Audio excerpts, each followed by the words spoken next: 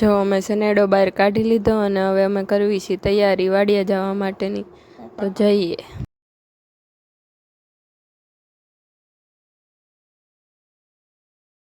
ના ચાંદલા થાય છે, ખેડૂનું હૈયું હરખાય છે કે આજ મારા ખેતરમાં વાવણી થાય છે. મગના સાથિયા પુરાય છે અને વચ્ચે સોપારી મંડાય છે. વીરાને વાવણિયા બંધાય છે કે આજ મારા ખેતરમાં વાવણી થાય છે. અરે હટે નહીં ડગે નહીં જ્યાં સુધી વાવણી પતે નહીં, ખેડૂત અને બળાદ જરાય હંફે નહીં. દાણાની રેલમ છેલ બોલે છે, ચાના કોટે કોટે ખેડૂત પણ ડોલે છે. સાહેબ અમારા સપનાનું વાવેતર થાય છે કે આજ મારા ખેતરમાં વાવણી થાય છે, વાવણી થાય છે. બરડામાં વરહે ને વરહે કછડા.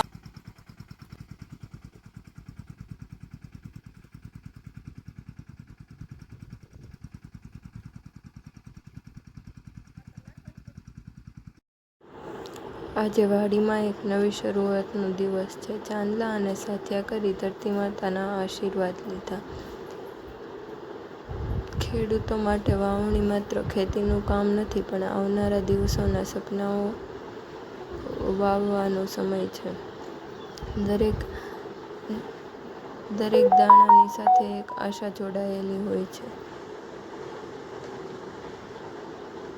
સારા પાકની ખુશી અને મહેનતના મીઠા ફળની. હવે આ નાના બીજ ધરતીના ખૂણામાં ઉછળશે. મીઠા અને મગનો સાથિયો તે શુભ કાર્ય માટે ખૂબ સારા ગણાય છે.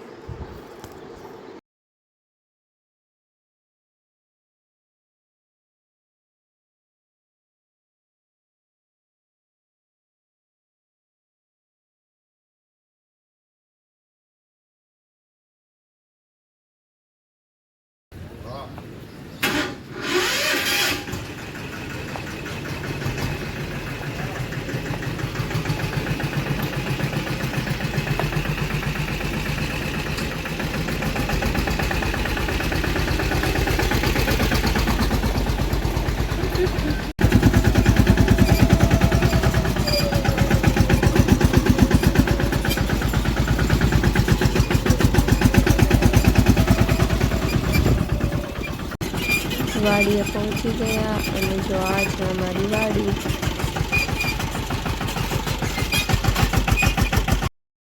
હવે બિયારણમાં દવા ભેળવી દીધી, ત્યારબાદ ખાતર ભરી લીધું, વાવણીમાં બિયારણ ભરી લીધું. પછી કરશું વાવવાનું શરૂ.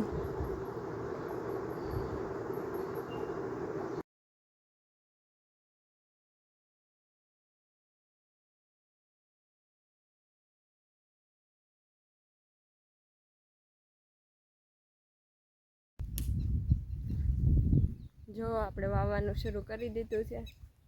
પપ્પા વાવવા માંડ્યા છે. હવે આપણે ખાતરને બિયા ભરીને જાવી એ બાજુ.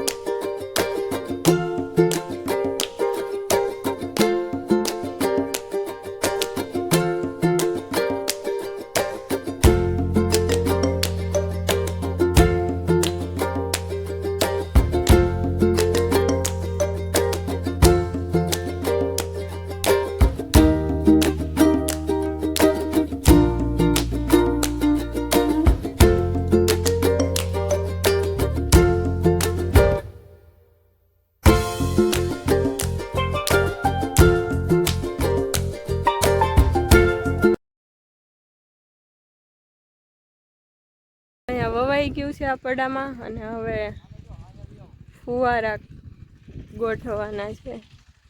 હજી વરસાદ તો કઈ આવે.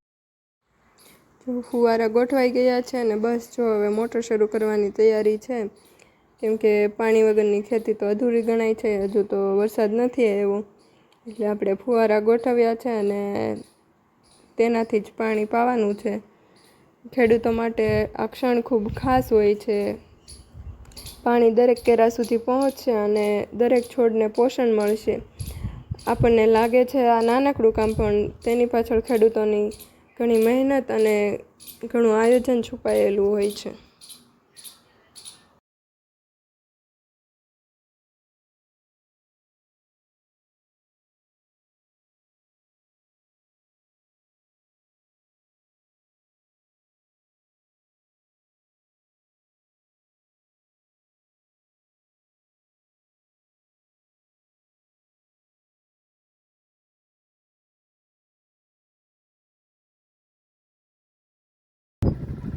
બસ જો હવે વવાઈ ગયું છે ને અમે જાવી છીએ ઘરે.